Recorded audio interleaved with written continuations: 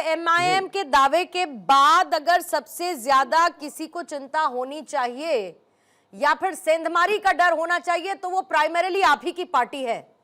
तो आपको इन दावों में कुछ दम नजर आता है या सिर्फ चुनावों से पहले कही गई वो बड़ी बड़ी बातें दिखती हैं जो असद ओवैसी ने कही कि गेम बदल देंगे 27 में यूपी में?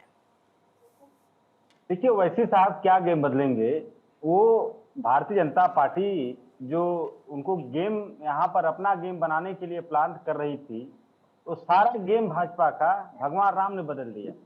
भगवान राम ने एक गेम अयोध्या में बदला था 2024 में, हल्का सा सिंबॉलिक मैसेज दिया था कि काल नेमियों सुधर जाओ, लेकिन ये काल नेमियों सुधरे नहीं, लगातार लूट को डकैती में बदल दिया। तो भगवान राम ने पूरी तरह से गेम बदल दिया है। उन्होंने इस चीज को उजागर कर दिया है कि ये कालनेमी है, ये हमारे नाम पर लूटने वाले लोग हैं। तो जनता समझ गई है कि किसका गेम बजाना है। दूसरी बात, इस प्रदेश के छात्रों जो पेपर लीक से शिकार छात्र, नौजवान और पीडीए जो पीड़ित, दुखित, अपमानित लोग हैं, ये सारे लोगों ने ठान लिया है कि इस जो आताताई सरकार को सत्ता से भगाना है। तो उत्तर प्रदेश की जनता ने, पूर्णिमा जी, ठान लिया है कि योगी सरकार की विदाई करना है। अब भाजपा चाहे ओवैसी को लांच लेकिन करे, कैलकुलेशंस में यादव साहब थोड़ी सी गड़बड़ कर रहे हैं आप, और मैं इसीलिए कह रही हूं क्योंकि हमने पिछले कुछ राज्यों में एआईएमआईएम की एंट्री के बाद ये देखा कि वहां जो ऑपोजिशन था बीजेपी को, तो उसका कोई नुकसान नहीं हुआ। अब आप बी टीम कहिए चाहे जो कहिए, मैं उस बहस में नहीं जा रही हूं। मैं ये कह रही हूं कि कई राज्यों में हमने देखा कि एआईएमआईएम के बाद जो नुकसान हुआ वो वहां की मुख्य विपक्षी पार्टी को हुआ। मानते हैं आप ये बात? तो अब अगर ओवैसी का वोट बैंक ही मुस्लिम वोट बैंक है और आपका समीकरण है एमवाई समीकरण, और उसमें भी आजकल आप ब्राह्मण आउटरीच प्रोग्राम पर भी चले हुए हैं, तो मैं ये कहना चाह रही हूं कि यहां नुकसान की संभावना आपको कतई नहीं दिखती है। पूर्णिमा जी, सबसे पहले तो आप जिस सीएमवाई समीकरण की बात कर रही हैं, ये समाजवादी पार्टी का समीकरण नहीं है। अब किस पार्टी का समीकरण आप बता रही, मुझे नहीं पता। हमारा तो समीकरण पीडीए का कभी हुआ करता था, मैं अपग्रेड कर देती हूँ इसको पीडीए। अब उसमें भी साहब ए तो वही है जो उधर एम है, ए वही है जो उधर एम है। देखिए पूर्णिमा जी, मैंने कहा पीड़ित, दुखित, अपमानित भी एक वर्ड है पीडीए का फुल फॉर्म। तो आप उसको एक हमेशा सर, अब घड़ी घड़ी मीनिंग बदलते रहिएगा तो कितना याद रखेगा कोई, बताइए। नहीं, देखिए ऐसा है कि मेरे कहने का मतलब, जिन राज्यों की बात आप कर रही हैं वैसी साहब को कोरिलेट करके, चाहे बिहार की बात आपने किया है, बंगाल की बात आपने किया, ये सारे राज्यों में जो हमारा पीडीए है वो भारतीय जनता पार्टी के ट्रैप में कहीं न कहीं थोड़ा बहुत आ गया था। और पश्चिम बंगाल में तो जो अल्पसंख्यक समाज बिल्कुल इनके ट्रैप में नहीं आया था। वहां तो दूसरा गेम था, उस गेम की चर्चा यहाँ पे बड़ा लेट हो जाएगा करने में। लेकिन उत्तर प्रदेश की जनता ने जिस तरह से ओवैसी साहब की ट्रैप में नहीं फंसी, 2022 में नहीं फंसी, 2024 में नहीं फंसी लोकसभा चुनाव में, इसी तरह से 2027 में भी नहीं फंसने जा रही है।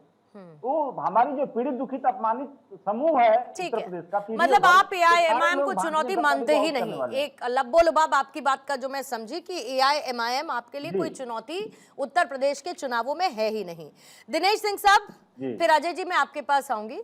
दिनेश सिंह साहब, देखिए बीजेपी पर यह आरोप लगता रहा है, एक तो एआईएमआईएम के उसके बी टीम होने का, दूसरा आरोप यह लगता है कि आइडेंटिटी पॉलिटिक्स की आपकी राजनीति में आप उसका काउंटर या साथ साथ चलने वाला रखते हैं आइडेंटिटी बेस्ड पोलराइजेशन।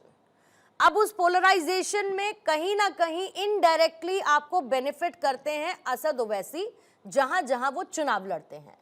तो अब असद ओवैसी के इस ऐलान से कि 27 में गेम बदल देंगे, इसे आप अपने लिए विन विन देखते हैं, ऑपोजिशन का नुकसान होगा इस संभावना के तौर पर देखते हैं, या कंसीडर ही नहीं करते?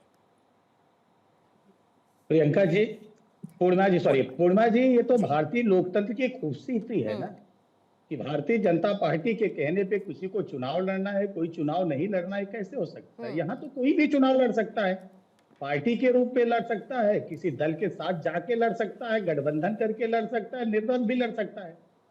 और कुछ लोग ऐसे हैं इस देश में, बयानवीरों की कमी तो है नहीं, ये लोग यही हैं, ये चुनावी समय में दिखते हैं और दिखकर ये प्रयास करते हैं। आपने भी कहा इन्होंने प्रयास 17 में भी किया था, उसके बाद इन्होंने प्रयास 22 में भी किया था। क्या हुआ था? 0.49% वोट पाए थे और भागीदारी परिवर्तन मोर्चा के साथ 95 सीटों पर लड़े थे और परिणाम रहा था जीरो रहा। ये सब मुस्लिम तुष्टीकरण की राजनीति करने वाले लोग हैं। पूर्णिमा जी, एक ही सिक्के के ये चट्टे बट्टे हैं। ये चाहे एआईएम के ओवैसी साहब हों, चाहे समाजवादी पार्टी के अखिलेश यादव जी हों, चाहे कांग्रेस पार्टी के राहुल गांधी हो, चाहे टीएमसी के ममता बनर्जी हों, चाहे अरविंद केजरीवाल जी हो, सिर्फ नहीं, एक ही थैली के चट्टे बट्टे तो नहीं पता मुझे दिनेश जी, लेकिन इतना पता है कि ये इंडिया अलायंस के भागीदार हैं, सारे के सारे पार्टनर हैं, वो तो ये हैं। हाँ, मैं वही कह रहा, एक तो है तुष्टीकरण की राजनीति जो ये दल करते हैं, और भारतीय जनता पार्टी तुष्टीकरण की राजनीति नहीं, भारतीय जनता पार्टी संतुष्टीकरण की राजनीति करते हैं, और उसी के अनुसार उसको परिणाम भी तो मिलता सर है। 80-20 का बयान दिनेश साहब, फिर 80-20 का बयान क्या है?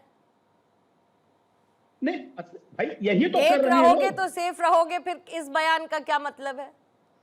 इसलिए कि आगाह करना चाहते हैं, और लोगों ने संदेश दिया। अभी हाल फिलहाल में पुणे में ही जा रहा था, अभी बंगाल में तो यही हुआ।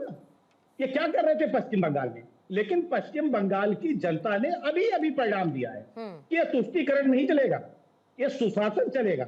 ये कुशासन करते हैं, ये दंगा फैलाते हैं, ये आतंक फैलाते हैं, और भारतीय जनता पार्टी तो सुशासन फैलाती है। ये तुष्टीकरण की नहीं, संतुष्टीकरण की राजनीति करती है। हम इस तरह के बयानबाजियों में नहीं जाते हैं, हम अपने काम पर विश्वास करते हैं, और उसी का परिणाम है पूरे। ठीक है, ओके, अशोक जी आपकी बात का जवाब देना चाह रहे हैं। अशोक जी जल्दी से अपना जवाब दीजिएगा, फिर उसके बाद अजय जी आपके पास आती हूँ, फिर राज बिहारी सर मैं आपके पास पे आऊंगे। देखिए, अभी कल की बात है, टीएमसी के जो महिला सांसद महुआ मोइत्रा के ऊपर जिस तरह से हमले करवाई भारतीय जनता पार्टी, ये आतंकी पार्टी होने का सर्टिफिकेट इसको मिल गया। ये लगातार जब से चुनाव जीती पश्चिम बंगाल में, आतंक फैलाने के अलावा और कर क्या रही है? ये कह रहे हैं कि लोकतंत्र की खूबसूरती है, गजब खूबसूरती। आप देखिए भैया, लोकतंत्र में 27 लाख वोट आपने कटवा दिया, 7 लाख वोट आपने जुड़वा दिया चुनाव से ठीक पहले। ये लोकतंत्र की खूबसूरती है? ये लोकतंत्र की बदसूरती है। लोकतंत्र के ऊपर बदनुमा दाग मोदी सरकार, बदनुमा धब्बा है मोदी सरकार, जो इस लोकतंत्र को इस तरह से कुचल रही है ना भाई साहब, कि लोकतंत्र करा रहा है कि ऐसी सरकार जो हमको मतलब जनता के 3 बार के फैसले पर आप सवाल उठा रहे हैं, जो इसी लोकतांत्रिक व्यवस्था का हिस्सा है यादव साहब। 10 सेकंड है ना? और जनता ने, 1 सेकंड दिनेश जी, और जनता ने अगर आपको 24 के लोकसभा चुनावों में उत्तर प्रदेश में ज्यादा सीटें दिलवाई, तो फिर वो उसको भी अगर इस नजरिए से देखा जाए, अगर आप जनता का मजाक उड़ा रहे हैं लोकतांत्रिक व्यवस्था के तहत, तो फिर तो आपको भी इतनी सीटें नहीं मिलनी चाहिए थी फिर तो। पूर्णिमा जी, जनता का मजाक जो लोकसभा के सांसदों को खरीद रहे हैं, वो लोकसभा के सांसद तो टीएमसी को वोट दिए थे ना, सॉरी, जो जनता टीएमसी की, पश्चिम बंगाल की जनता ने टीएमसी के सांसदों को वोट दिया था। महाराष्ट्र में जो उद्धव ठाकरे के पार्टी के लोगों को वहां की जनता ने वोट दिया था। आम आदमी पार्टी में, वहां पर आम आदमी पार्टी को दिल्ली की जनता ने वोट किया था, भाजपा ने नहीं किया था। लेकिन गब्बर सिंह का शोले जिस तरह से एक बड़ा टीवी जो चैनल ने चलाया, ठीक है, दिनेश जी जल्दी से जवाब दीजिएगा। जल्दी से, क्या लोकतंत्र है? क्या है कि देखिए, समाजवादी पार्टी और ऐसे पार्टियों का धरातल। अब समाजवादी पार्टी क्या काम कर रही है? इनके नेता सुबह उठते हैं, पहले एक्स पर जाते हैं, और दोपहर में प्रेस पर जाते हैं, और ऐसी एक्स और एक्सप्रेस चला रहे हैं जिसमें जनता नहीं है। एक्सप्रेस जो इनकी चल रही है उसमें जनता सवारी नहीं है, और भारतीय लोकतंत्र में जनता ही जनार्दन होती है। ये ट्रेन ऐसे ही चलेगी, ऐसे ही खाली दौड़ेगी, और उसका परिणाम भी आप देखिए। जनता देगी इसके लिए अशोक बीच में, अशोक जी नहीं बोलता करके, मैंने आपके बीच में नहीं बोला ना, ये कौन सा? तो इसलिए और जो आप पीडीए का, जितनी बार पूर्णिमा जी आप इनसे सवाल पूछेंगे, पीडीए का मतलब बदल जाता है, लेकिन इनके यहाँ पीडीए का एक ही मतलब है, पहले डिंपल फिर अखिलेश, उसके आगे सपा शेष, बस यही है। उस परिवार के अलावा, परिवार डेवलपमेंट अथॉरिटी के अलावा इनके पास कुछ है नहीं। पीडीए करते हैं, और सारा लाभ की बात जो है वो सिर्फ परिवार में बांट देते हैं। उस समय ठीक है अजय, ठीक है सर, मैं जरा कांग्रेस के नेता अजय जी हैं, अजय जी मैं आपके पास आती हूँ। अब मैं ये समझना चाहती हूँ सर, कांग्रेस की स्थिति को, क्योंकि आपकी डिपेंडेंसी राज्यों में वहाँ की क्षेत्रीय पार्टियों पर है, इसमें कोई दो राय नहीं है। आप सेकंड लार्जेस्ट नेशनल पार्टी, 99 सीटों पर आप लोग आए, बहुत अच्छी बात है सेंटर में, लेकिन राज्यों में आपकी डिपेंडेंसी है।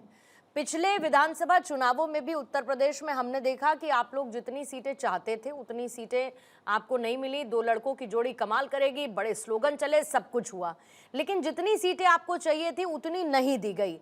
अब आपके उस वोट बैंक में सेंधमारी हो रही है, जो वोट बैंक कभी आपका ट्रेडिशनल वोटर हुआ करता था, जिसमें क्षेत्रीय पार्टियां भी अपना हिस्सा ले रही हैं और अब असद ओवैसी भी एंट्री ले रहे हैं।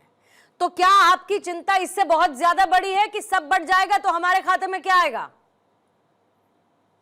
देखिए पूर्णिमा जी, डेमोक्रेसी में, लोकतंत्र में हर चीज जायज है। सब आदमी को अपने लड़ने का अधिकार है, कोई भी आ सकता है। भारत का संविधान, बाबा साहब का संविधान सबको अनुमति देता है और परिवर्तन प्रकृति का नियम है। जो आज हैं वो कल नहीं थे, जो कल हैं वो परसों नहीं होंगे, या जो परसों हैं वो पल्ले दिन भी रहेंगे और उसके बाद फिर आ जाएंगे, फिर चले। तो ये तो चक्र है, सतत प्रक्रिया है। कांग्रेस पार्टी और इंडिया गठबंधन देश में हम लोग केवल उस तानाशाह सरकार के खिलाफ जो 2014 से देश में अघोषित कर्फ्यू लागू हुआ है, उसके खिलाफ एक हम सिस्टम बनाकर, लोगों से बात कर नीट पेपर से जो छात्र लुट पिट गए हैं, वो गरीब छात्र विद्यार्थी, उनके साथ मिलकर, जो जीएसटी से छोटा व्यापारी मारा गया उनकी आवाज को लेकर, जो महिलाएं बलात्कारियों से दुखी हैं उनकी आवाज को लेकर, जो यहाँ इस हिंदुस्तान में बड़े बड़े व्यापार सारे अडानी को चले जा रहे हैं, उस छोटे व्यापारी के संघ को लेकर हमारे नेता राहुल गांधी और ईडीए, हमारे इंडिया गठबंधन के बहुत नेता इस विषय पर चर्चा करते हैं, मीटिंग करते हैं, चुनाव की तैयारी करते हैं।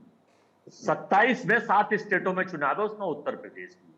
उत्तर प्रदेश में इस बार भगवान श्री राम ने तय कर लिया है कि भाई अब सब चंगा। अब ये कह लीजिए कि आप सब चंगा है। अब यहाँ पर ना चोरी हो रही है, ना डकैती हो रही है, लोग ताला खोल के सो रहे हैं।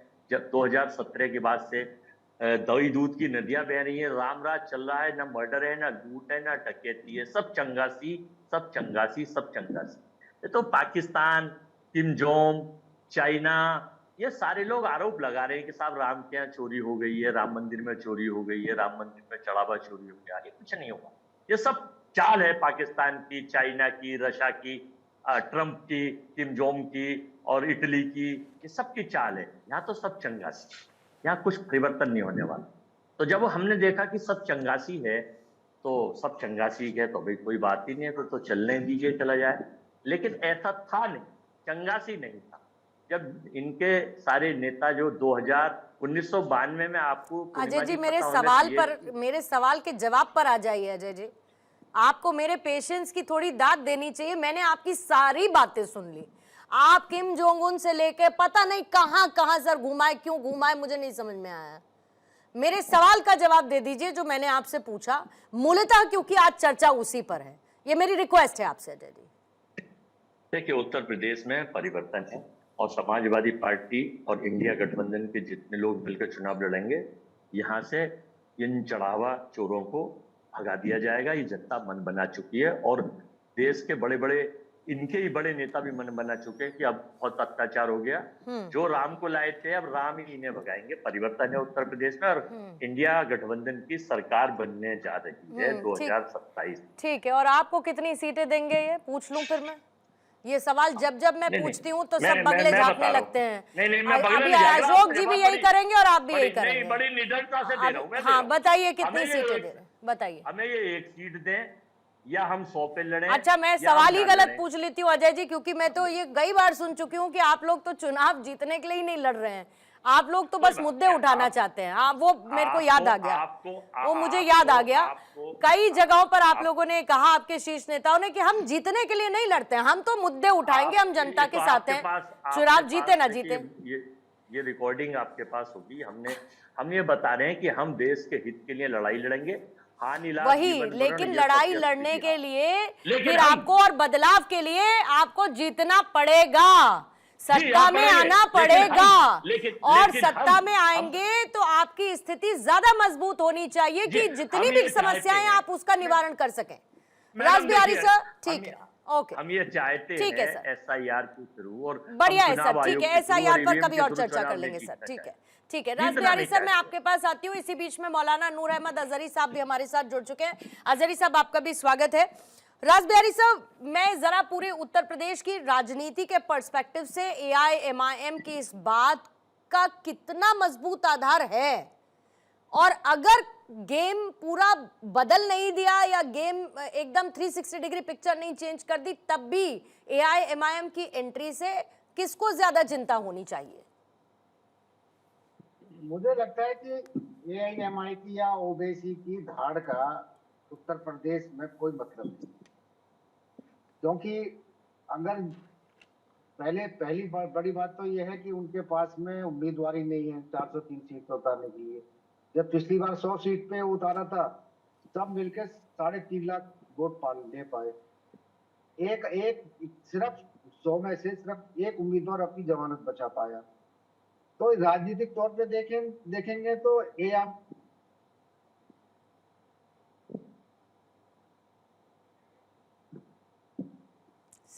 सर एक बार चेक कर लेंगे बिहारी सर कि म्यूट तो नहीं हो गया आपके एंड पे? ये उनकी मजबूरी है। दूसरी देखिए, सबसे बड़ी बात यह है कि उत्तर प्रदेश में क्या पूरे उत्तर भारत में भी एआईएम अगर बिहार छोड़ दे, जहां पर पिछले विधानसभा चुनाव में 5 सीट जीती उन्होंने, तो केवल मुसलमानों को भड़काकर अब कोई इस देश में राजनीति करना चाहता है तो इसका हस हस सब देख रहे हैं। पश्चिम बंगाल में भी गए थे ओवैसी, क्या हुआ? 12 सीट पर लड़े, सबकी जमानत जब्त हो गई। दूसरी सबसे बड़ी बात यह है कि अगर कोई भी पार्टी अगर सिर्फ कुछ लोगों को साथ लेके, चाहे मुसलमान करके वोट ले, चाहे किसी भी जाति को लेके वोट ले, वो चल नहीं सकती। अब आपने बीएसपी का हाल भी देख लिया है, एसपी का हाल भी आपके सामने है, और कांग्रेस तो उत्तर प्रदेश में कहीं दिखाई नहीं देती। हालत यह है कि अगर कांग्रेस और सपा का गठबंधन अगर ना बने, तो कांग्रेस के पास तो 403 सीटों पर उम्मीदवार ही नहीं है। उम्मीदवार ढूंढना बड़ा मुश्किल हो जाएगा उनके लिए। ठीक तो है, ये तो उनकी गठबंधन की भी मजबूरी है। और जहां तक एआईएमआई का सवाल है, तो अगर थोड़ी बहुत अगर वोट काट भी लेगी, मान लो अगर वो 100 सीट पे भी कैंडिडेट लड़ाते हैं, 1500 अगर वोट ले भी गए, तो नुकसान तो समाजवादी पार्टी का ही होना है, इससे ज्यादा कुछ नहीं होना है। ठीक है, ठीक है, क्योंकि अगर वो जहाँ पर तैयारी भी बहुत कर रहे ज्यादा- हैं पश्चिमी यूपी और खासतौर से पूर्वांचल के वो इलाके जहां पर मुस्लिम पॉपुलेशन ज्यादा है, मुस्लिम वोटर्स ज्यादा हैं, वहां पर अभी थोड़ा रैली वैली करके पूरा माहौल बनाने की कोशिश की जा रही है। लेकिन जब आपने काफी हद तक एआईएमआईएम को खारिज किया है, तो हमने पूरी राजनीति में सर ये देखा है कि अर्श से फर्श और फर्श से अर्श तक का सफर लगभग सभी पार्टियां तय कर चुकी हैं। कहीं से शुरू करती है, कहीं पहुंचती है, बहुत बेहतर करती है, फिर वापस नीचे आ जाती हैं। ये हमने अमूमन अभी तक की राजनीति में देखा हुआ है। नूर अहमद अजहरी साहब, मतलब पता नहीं मैं ये सवाल स्ट्रेट फॉरवर्ड आपसे पूछूं कि ना पूछूं या दूसरी तरीके से पूछूं, कोशिश करती हूं अगर आप इसका जवाब दे पाएंगे। अजहरी साहब, सामने खड़े हैं अखिलेश यादव, एक दूसरी तरफ उनके साथ खड़े हैं राहुल गांधी, और फिर आ गए असद ओवैसी साहब। तो जब वोट देने की बारी आएगी, तो पहली पसंद, दूसरी पसंद, तीसरी पसंद जैसी श्रृंखला है कुछ ज़हन में आपके? आजादी से लेकर के अब तक मुसलमानों ने कभी समता को, कभी ममता को, कभी लालू को, कभी मुलायम सिंह यादव को, कभी अखिलेश यादव को, राहुल गांधी को, राजीव गांधी को अपना नेता माना है। ये सेक्युलर राष्ट्र है, और यहाँ पर जो संख्या के बलबूते पे चुनाव नहीं होता है। यहाँ पर जो चुनाव होता है वो सेक्युलर तरीके से होता है, संवैधानिक तरीके से होता है। तो मुसलमानों ने कभी अपने समाज का कोई लीडर, कोई नेता माना ही नहीं। मेरा मानना यह है कि आज भी मुसलमान सेक्युलर पार्टी को ही वोट देगा, और सेक्युलर पार्टी के नाम से जो यूपी में चुनाव जो हो रहा है, वो सबके सामने है कि मुसलमान बड़ी तादाद में, बहुत बड़ी तादाद में समाजवादी पार्टी के साथ जा रहा है और जाएगा, जो मेरा मानना है, और जाना भी चाहिए। असदुद्दीन ओवैसी साहब और दूसरी पार्टियां भी चुनाव लड़ रही है, उनको अधिकार है देश संवैधानिक मुल्क है, कोई भी चुनाव लड़ सकता है, कोई पार्टी बना सकता है, लेकिन जो आंकड़े हैं, जो तरीकेकार है, जो सियासत बोल रही है, जो आज की राजनीति है, वो ये है कि मुसलमान सेक्युलर पार्टियों को वोट देता हुआ आया है, मुसलमान सेक्युलर नहीं, पार्टी को लेकिन वोट ये तो देगा। आप एक जेनेरिक बात कर रहे हैं अजहरी साहब। अगर ऐसा आप- होता आपकी आवाज अगर नहीं आ ऐसा रही, होता फोन तो कट सर गया। हैदराबाद में अगर ऐसा होता तो वहां पर भी फोन तो कट गया, मुस्लिम पूर्णिमा वोटर्स जी, हैं। पूर्णिमा जी, फोन कट गया है, फोन कट गया है। अच्छा, ठीक है, शायद मेरी आवाज आ रही है उधर। आपकी आ रही है, आप बोलिए। हाँ, हाँ, अब आ रही है आपकी आवाज। अच्छा, मैं मैं कह कह रही रहा हूँ था कि कि- अगर ऐसा होता तो फिर तो हैदराबाद की तस्वीर ही अलग होती। नहीं तो हैदराबाद में वो जो हैदराबाद की तरह यूपी और बिहार में, बंगाल में करना वो चाह रहे हैं, हाँ। तो नहीं कर सकते। पर क्या दिक्कत क्योंकि- है ओवैसी साहब से? अजहरी साहब, क्या दिक्कत है मुसलमानों को? नहीं, कोई दिक्कत नहीं है। ओवैसी साहब किसी पार्टी को समर्थन करें, हमें वो कबूल है, लेकिन वो पढ़े लिखे शख्स हैं, मुसलमानों के पक्ष में बहुत अच्छा बोलना आता है उन्हें, बहुत अच्छे कटाक्ष आते हैं। किस पार्टी को बहुत- समर्थन बहुत- करें वो? अजहरी लेकिन साहब वो- किस पार्टी को समर्थन करें? देखिए, मुझे लगता है मैं लगभग जड़ में पहुंच चुकी हूं कि ओवैसी साहब को वोट क्यों नहीं देंगे आप। लगभग मैं जड़ में पहुंच चुकी हूं। किस पार्टी को सपोर्ट करेंगे वो? शायद आप नहीं पहुंची है। नहीं, मैं ये कोशिश चाहता कर रही हूं, मैं कोशिश कर रही हूं, इसीलिए मैंने शायद लगाया। तो किस पार्टी को वो सपोर्ट करेंगे? देखिए उनको अपनी बातें रख करके मेरा मानना ये, बड़े लोग बैठे हैं यहाँ पर, आप भी बहुत बड़ी देश की पत्रकार है, मेरा मानना ये है कि उनको चाहिए कि अपने समाज के हित में, जिस तरह वो बोलते हैं, सेक्युलर पार्टियों से, कांग्रेस है, समाजवादी पार्टी है, बहुजन समाज पार्टी है, और भी बहुत सारी पार्टी दल है, बीजेपी नहीं है, उनसे नाम नहीं लिया आपने। अब आपका असली डर क्या है कि हम दे देंगे इनको वोट, हम दे देंगे इनको वोट, हो जाएगा नुकसान किसका?